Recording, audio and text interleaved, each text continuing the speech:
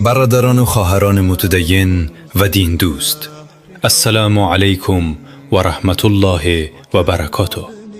بعد از آن که پیامبر صلی الله علیه و سلم 2 رکعت سنت صبح را بسیار خفیف ادا می کردند و قصد رفتن به مسجد برای نماز فرض صبح را داشتند، هنگام بیرون شدن از خانه با پای چپ بیرون می شدند و سپس این دعای مبارک را می خواندند: بسم الله توکلت علی الله ولا حول ولا قوة الا بالله.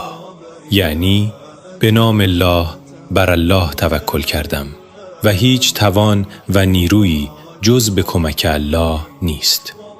در حدیث سنن ابوداود و سنن ترمذی با سند صحیح از انس ابن مالک رضی الله عنه روایت است که پیامبر صلی الله علیه و سلم فرمودند: هر کس این دعا را هنگام خروج از خانه بگوید، به او گفته می شود هدایت شدی، کفایت شدی و محفوظ ماندی و شیطان از او دور می شود.